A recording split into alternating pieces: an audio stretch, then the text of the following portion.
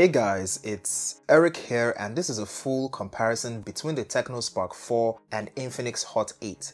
We'll start off with the speed test, followed by the camera comparison. Hopefully this video helps you decide which to buy between them. Both of these have the exact same camera configurations, same processors, storage, and RAM. But we're going to find out if they differ in their real-life usage. Let's begin with the boot up test.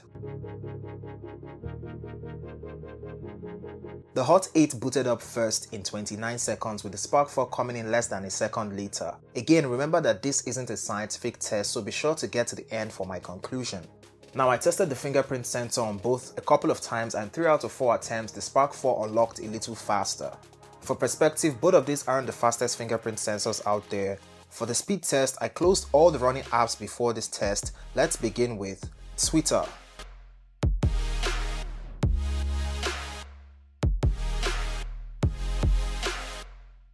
Instagram,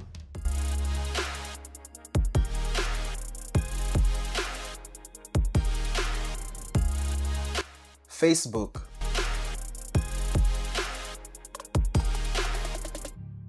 Snapchat, Play Store,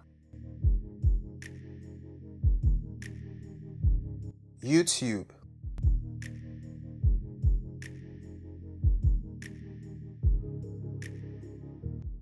Geekbench. We are not able to run Geekbench on both of these for some reason. Moving on, AnTuTu benchmarks. We get slightly higher AnTuTu scores on the Hot 8. Skipping the games row for now, Snapseed, camera, messages, settings, speed test. Tested both on the same terribly slow network, and I don't think it tells the full story. We get higher download speeds on the Hot 8 and higher upload speeds on the Spark 4. Lightroom,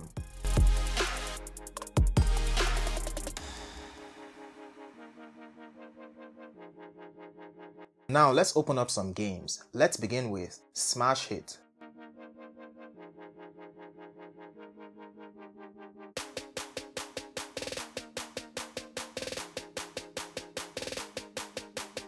PUBG,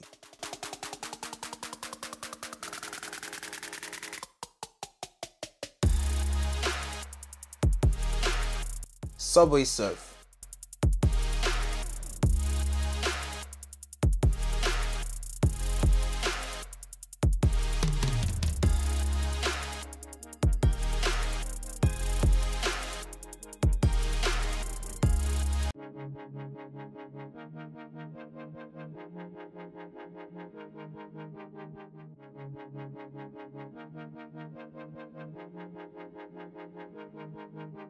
Temple Run 2,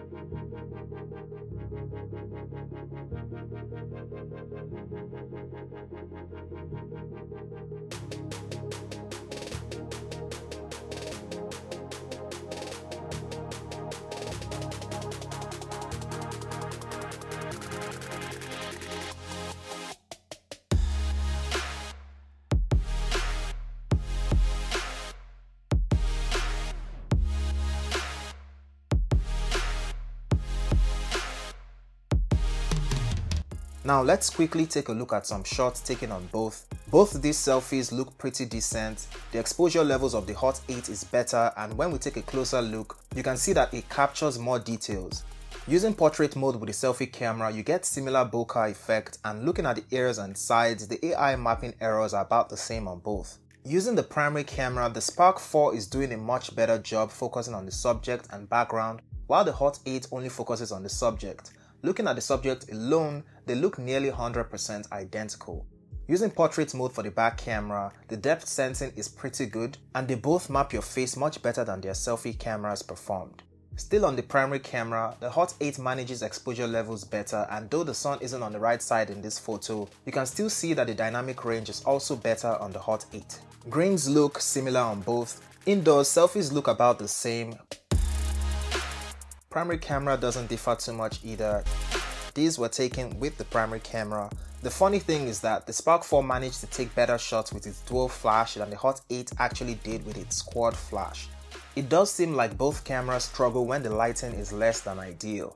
Now, in real life usage, though the selfie camera of the Hot 8 is noticeably better, they are both not delivering the quality that will make selfie lovers consider either. The difference in both their primary cameras, as well as speed, aesthetics, and even the software experience, is somewhat negligible. The battery on the Hot 8 is pretty huge. That being said, the Spark 4 is still a battery beast and will get the average user through a full day of heavy use, so if you're always close to a power source, you may not benefit from the extra 1000 mAh battery on the Hot 8.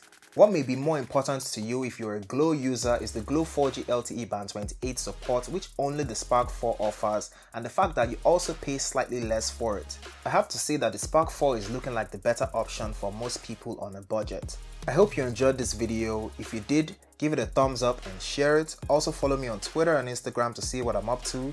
Please subscribe for more videos like this, as it will mean a lot to me, and I'll see you in the next one. Peace.